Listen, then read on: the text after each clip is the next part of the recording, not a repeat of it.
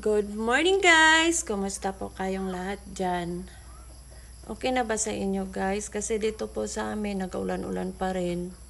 Hanggang umaga yung ulan guys kanina kaya late naman ako bumangon alas 8. So kababangon ko lang po. Naghilamos lang sa nag-toothbrush. Tapos si daddy nag-init ng tubig kasi magkape.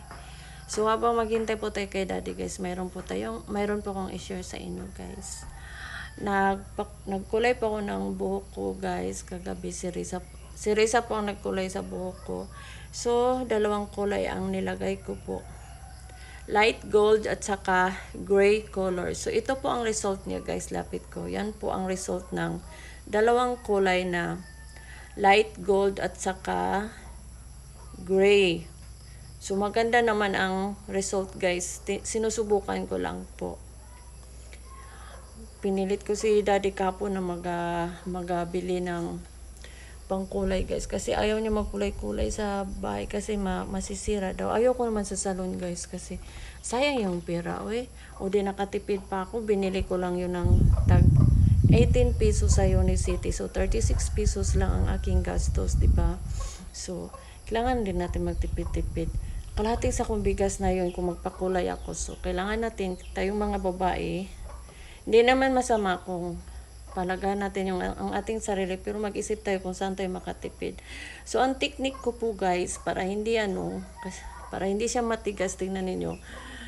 Ang technique ko po, nag-hot oil po ako kasi may hot oil po ako na olive vera. So grabe ka ka-smooth niya guys. Ang ganda ng result guys, para rin akong nasa salon. So tipid na tipid ako, diba? Sa halagang 36 pesos kasi tag 18 pesos pong bili namin ni daddy. Sa Unicity ko po yung nabili guys, yung maliliit na ganun. Light gold at saka gray color. So ito ang result. Gusto ko yung result guys at para na rin akong sa salon. Nakatipid na si Dawnisa.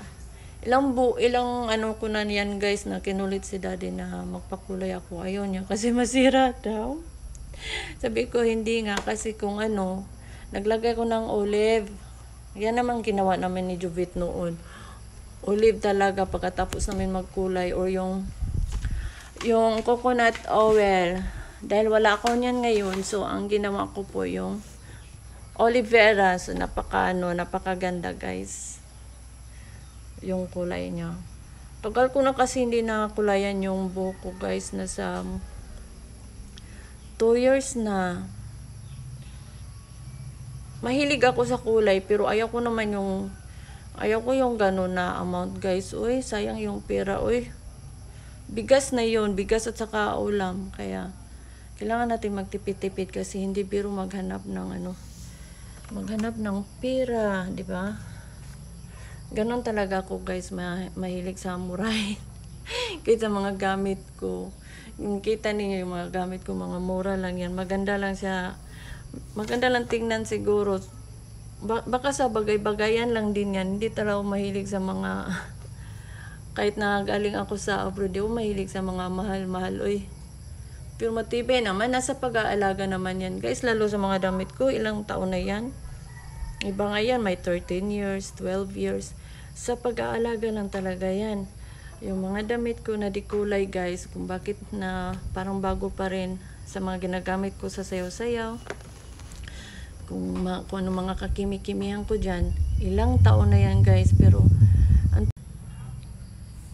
saan na ba tayo guys? Naputol ako kasi biglang si NDR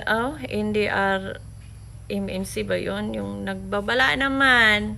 So doon na yata tayo sa damit. Ang technique ko po yan guys, kung bakit na ganun pa rin ang kulay, parang bago. Di ko po yan binibilad ng init. Yan po talaga. So tumatanda na lang ako, yung mga gamit ko noon pa yan, maliliit yung mga anak ko.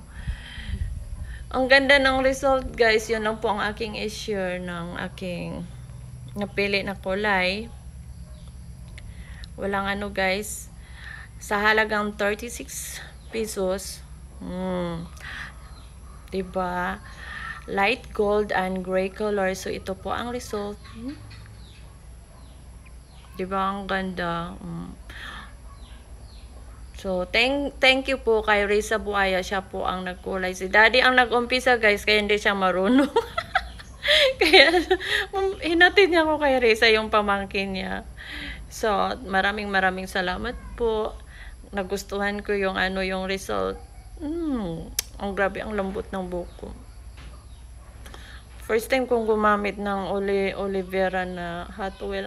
Ang ganda, guys. So, ngayon nakakuha ko ng idea kung paano ko makatipid para hindi na magsalon-salon, o 'di ba?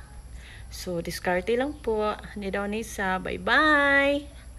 I hope na magustuhan ninyo po ang aking tipid tips, guys. So, yun lang po. Bye, mag-ingat po tayong lahat at nagbabala naman na may ulan daw. So, bye-bye, guys.